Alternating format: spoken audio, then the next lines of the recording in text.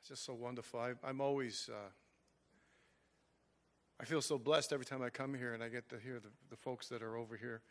And wow. Ooh. Encore, actually. But good morning. Happy Father's Day. And also, I want to just acknowledge all the women who also step up and have to play that role or be that role of fatherhood. And also to acknowledge the mentors who work with children today that don't have family or don't have parents in their lives. And it's a blessing. It truly is. This morning, the law of creative power in prayer. What we're going to be looking into is mystical metaphysics and the psychology of metaphysics. We are wonderfully and beautifully made. We have thought, intelligence, imagination, feeling, and emotions. We have creativity, and we can make manifestation with all of that.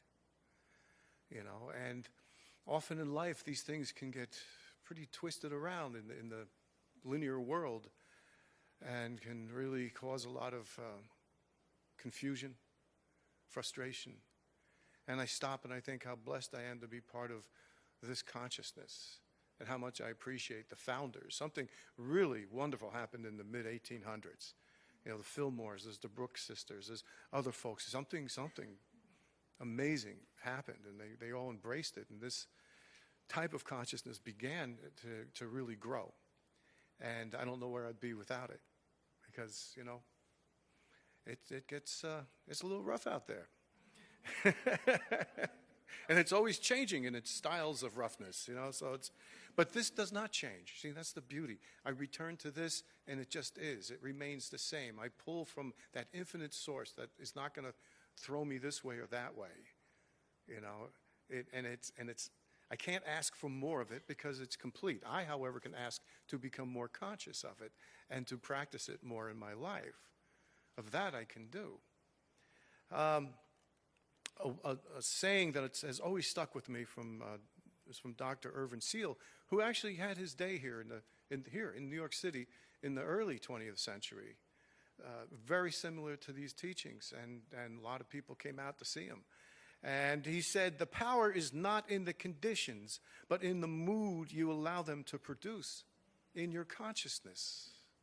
You see, it's not out there. It's what's happening in here. I'm the one who makes the decisions on how to respond and react to everything I experience in my life. And of course, in a nutshell, these laws and principles at work, first things first, is all about grace and love. You know, that is the core of it all. Everything that I deal with in life, if I can keep that first, I'm going to stay in this direction of these teachings. And so far, all I've ever seen is goodness come out of it. Some of the work I do outside of my church, I continue to volunteer my services over at the Meadowview Psychiatric Hospital in Secaucus. And there's folks there that I work with. And to see them change, the camaraderie we've developed and the trust that we have with each other, and to see them embrace these principles. You know, at first everyone was all over the place, like really just missing it or really just not understanding. But now I steer the group, but there's a lot of wonderful sharing on their part. They really are receptive to this and are having some wonderful results. And of course, now they've asked me to come work there. And I've said, look, they want me to go get other credentials. And I said, that's not going to happen. Not at this stage of my life. You know, I'm actually back in school with these teachings. I'm pursuing a further education in it, which I'm not going to deter myself from that. And I said, hey, what you see is what you get, you know. So it's like, if that's what you want, then figure it out. Then the grants or whatever you have to do, you know, let's make it happen. So I had recently, for some of you who know me, I recently finished my work at the Hudson County Jail. After being there for quite a few years, I needed to leave. It was my work in the practice as a practitioner was beginning not to work so well. I was starting to allow too much to seep in. And I could not change that too well. And it wasn't really with the folks on the tier. It's just such a broken place, and the burnout there is, wow. I mean, people that, I know they didn't pursue those careers to suddenly be filled with dissension and frustration and to feel like they can't help any of their clients or get anything done, and none of them are going to get. It's like, I can't be in this. I can't be surrounded with that, because it was affecting me. In fact, I'll be perfectly candid with you. In the last 2 years, I even gained 30 pounds. So it's like, the old outlet there. It's like, where's that Ben and Jerry's? But and put that back in the freezer? I don't think so. So it was time. It was time. And what's happened since then? Well, one, the hospital wants me to come work for them. Two, I began with another minister from the First Reformed Church. Very wonderful. I love the way he thinks. And we started a men's metaphysical Bible study. And I have a couple guys that I work one-on-one with. And then on Wednesday, we have right now about 12 of us who meet. And it's just pretty open sharing. The Pastor Wills, he's called, and myself, we say, look, drop the Reverend Minister stuff. We're here because we need this. And so it just becomes an open sharing. And we have good books to guide us through. We're not just, flying off the cuff with all this. So that's opened up. One of the guys, and this is part of the creative power in prayer, him and I sat together, and he's been very concerned. He's had to discontinue work. He's on disability due to an illness. He's around my age, though, and he's concerned about his finances at this point. And we really sat and worked on the whole idea of, like, don't get all caught up on that. Stop processing it. Stop analyzing it. Stop trying to fix it. Just put it into this consciousness. And by the time we left, he was really there. I could tell. He really raised up, and he was really, like, calm and at peace. Well, a couple hours later, he gives me a call, and he's like, Craig, you're not going to believe it. I get home. There's the mail. And this company I forgot that I worked for when I was a young man, apparently I put in enough time, and I have a pension coming in from them. Same day, a couple hours later. And it has a lot to do with these teachings. See, even these teachings, as wonderful as they are, there comes a time to stop analyzing them, working them, to be philosophical about them. As I heard someone put one time, that theologian should not be so wrapped up in theology. Well, also, us metaphysicians should be careful about how wrapped up we get in the metaphysics. The metaphysics is a guide to that innate spiritual self. And then it's time to let go of it, to unlearn it, and allow myself to, okay, I'm of that divine infinite source. Is my faith of that? And am I willing to just trust without having to, like, let me fix that? What's that metaphysical statement? One can get burned out on this. Again, there's a lot of ways. So it comes time to stop and just appreciate your innate self. That's one with that divine source who's freely giving us the entire kingdom right now in this infinite moment. Another person, one of the women over at the hospital, I used to work with her in the jail, and everybody just said bad stuff about her all the time, and she suffers from this and that, she's not getting anything. She's like one of the best folks I have over in the hospital. She is embracing this truth with a passion, and she gets passes now to go home, and she gets to come back and tell stories of how she had to practice this stuff. It's easy to sit around the conference table and go, wow. And we can be having moments of illumination, but then what? You kind of come down. But when you go out and practice it, and she comes back saying, wow, I had to deal with this family situation and all these things. And I kept the focus that there's my daughter, and and I didn't allow anything to get to me. And she's just really amazing. And when I think how everyone was just saying, oh, there's no hope for her, I never saw that. I'm in the jail. I used to pray with her, and they even told me, be careful, don't get too close to her. I was like, they don't understand. It's like, don't worry, I'm okay. I got this. Or God, my higher power, my creator, I'm good. he gave me the green light, the go ahead, and that's all I need. That's all I need. And Before I move on, I was thinking I'm going to tell a little story about myself and how I came about moving on from working at the jail, because it was very, very difficult. I did not want to stop working with the folks on the tier, the men and the women. But I was derailing. Well, getting to work, I take the turnpike, the New Jersey Turnpike, and the exit I have to take is worse than the Lincoln Tunnel during rush hour. It's the folks there, they don't have it together like the folks going into the tunnel, now the tunnel too. There's some kind of camaraderie happening with those 8 lanes, but there on that turnpike, that doesn't exist.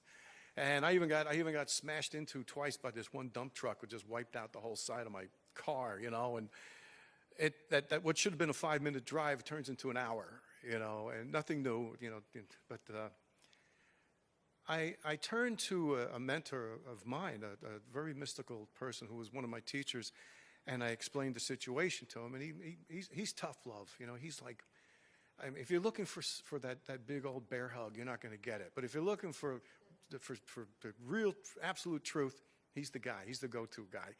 And anyway, the very next day, I'm riding into work, and there's no traffic. It's gone. Oh, this is nice. So. And this continues. For 3 weeks, this horrible traffic that's always there is not there. And I'm thinking, okay, I can stay here. The traffic's gone, and I'll be okay. I can pull. Well, after 3 weeks, the traffic just came right back, like worse than ever. And I said, I think I get the message. I think I'm catching. It was kind of like my personal little splitting of the Red Sea, you could say. Really. It was like, whoa. Like, where did all those cars go, and all those beeping horns, all those 18-wheelers and dump trucks that surround me as I'm doing this V into my exit, And, well, it came back. So that weekend came, and Monday morning showed up, and I looked at my wife, and I said, I'm going in today to give my 2 weeks' notice. And I went in, and there was no traffic. And then the very last day of the 2 weeks, the traffic returned. Now, there's an explanation for all that. There's a science to all of it. I don't think God said, for you, Craig, I'm going to remove 3,000 human beings for the next 3 weeks. Now I'll bring them back. Something else happened. Maybe a road opened up, or a bridge that's supposed to open up 5 years ago opened up for a little bit. I don't know. I don't need to know. All I know is, for me, I got the message. That's just way too much of a coincidence. And there's way too many of those things. Like the gentleman I was talking to, who lets go of his financial burdens and goes home and finds out he has a pension the same day. This was like, maybe I needed to be yelled at to, like, it's time to go, Craig, I'll remove traffic for you. Hello, I got it, and I made peace with that.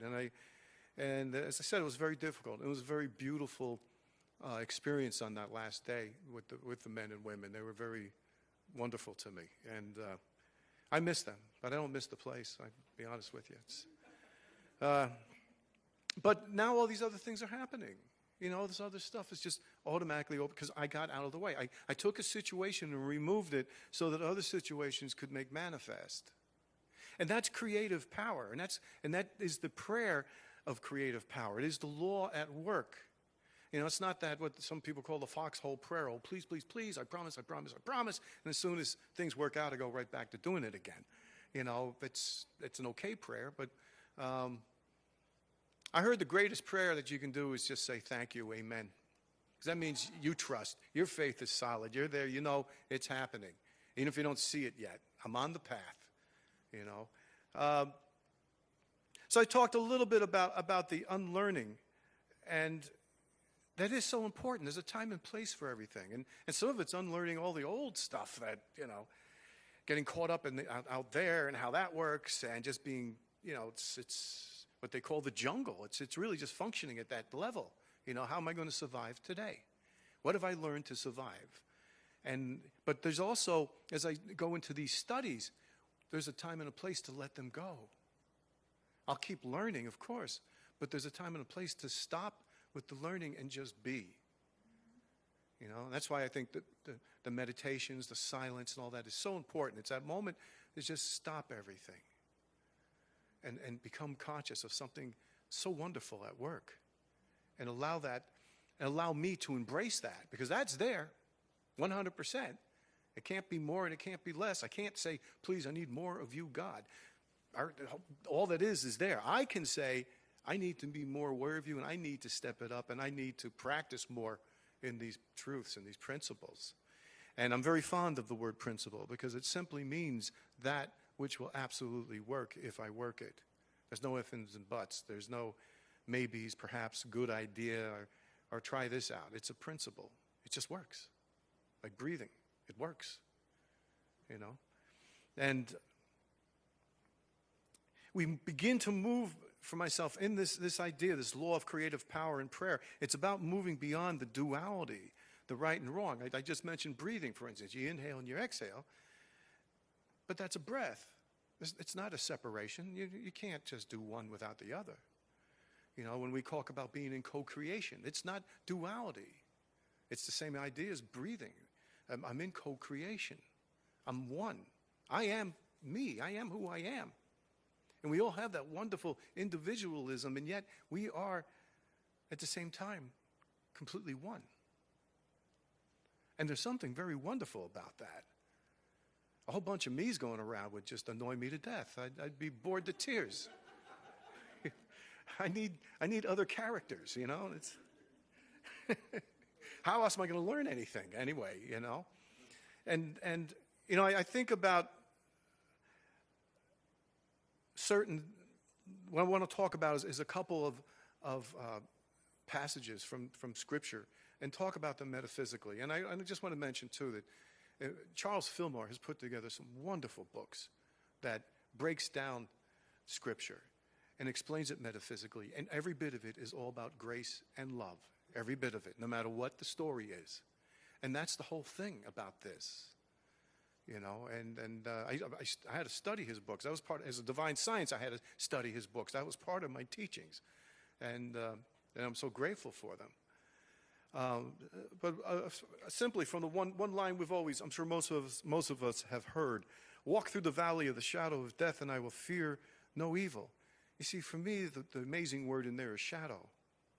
The shadow of death. The shadow is part of the illusion. It has no power unless I say it does.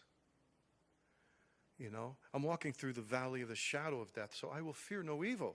And then you read in 2 Timothy 1:7, for God has not given us a spirit of fear and timidity, but of power, love, and self-discipline. So again, the fear is part of being wrapped up in the illusion of it all. I've separated myself, which doesn't work, into this thing that I now have this fear when I'm built with power and love and self-discipline. Now, do I work that 24/7? No. But I work it an awful lot. You know, when I did go work at the jail, believe me, if I said I didn't have fear about going there, but I used to always hear, I am always with you. I will never leave you. And so my strength was from that greater divinity, that innate self, that's why I did it. You know, because it scared the daylights out of me at first. It's like, what am I doing?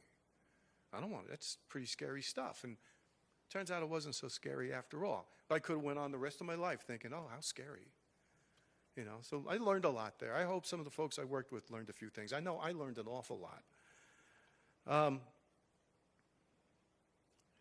Looking at one of the scriptures here that I love, the light of the body is the eye. If therefore thine eye be single, thy whole body shall be full of light. Now, the light of the body is the eye. That's the cosmic God consciousness. It's the sight and the light. It's the omnipresence. It's the infinite spirit. If therefore thine eye be single, this is the awakening to that third eye. That is the spiritual sight, the common to all mystical teachings. See, that's the wonderful thing about these teachings, is that it's the third eye that's embracing this. You know, whether you're aware of it or not, it is. And finally, the whole body shall be full of light, the awareness and receptivity to the cosmic consciousness, God-mind. And it's who we are.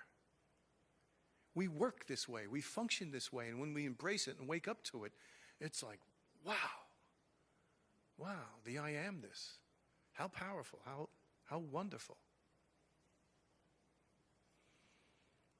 I come to realize that it comes down to this. I am the light, and therefore I walk in absolute power. I need not live with anger, but only love and compassion to stand my ground in absolute power.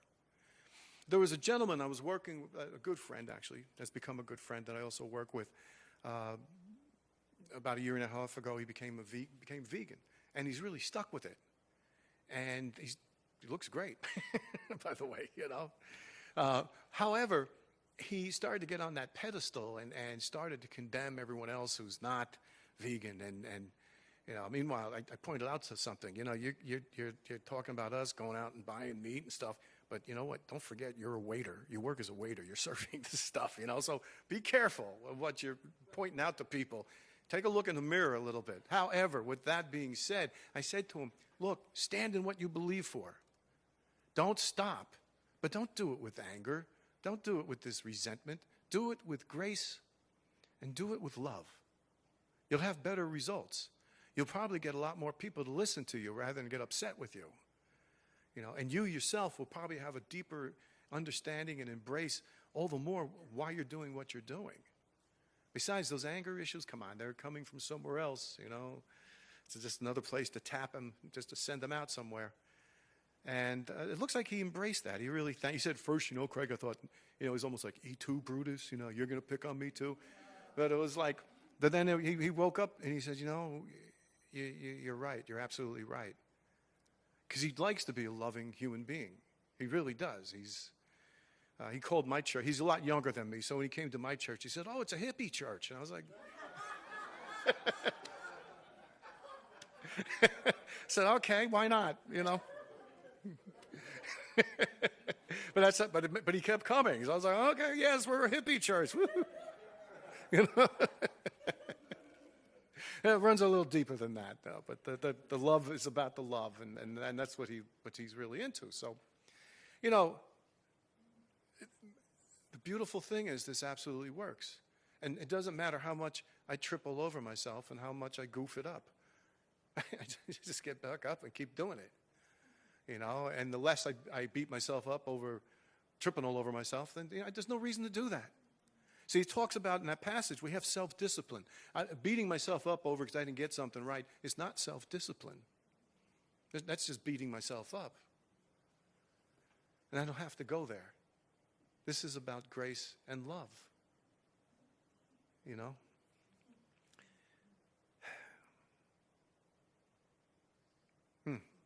It's good stuff.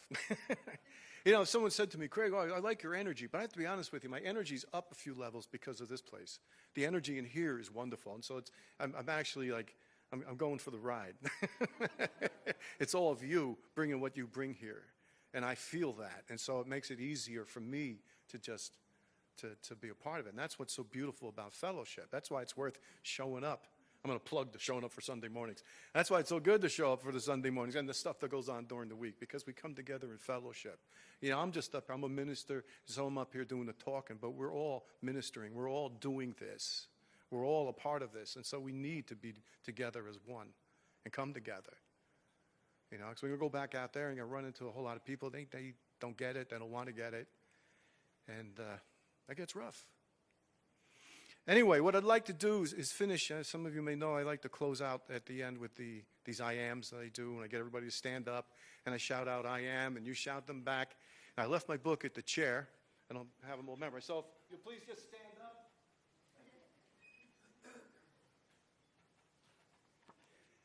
And just feel free to shout these out as loud as you like. Oh, by the way, I noticed they have it sitting there out there today, and I appreciate that. Thank you.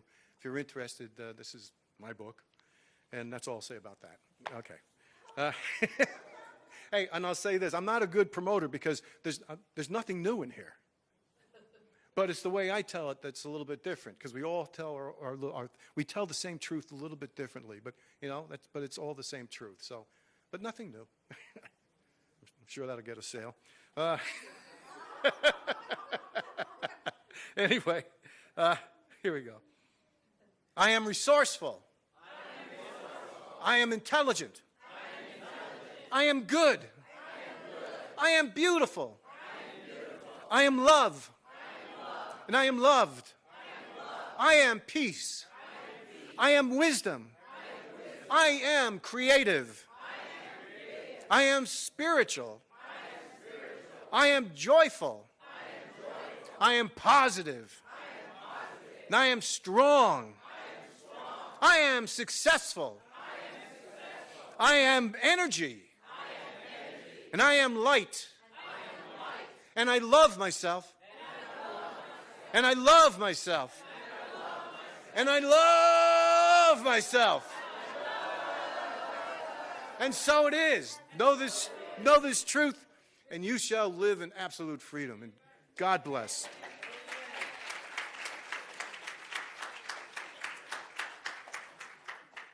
I stay here.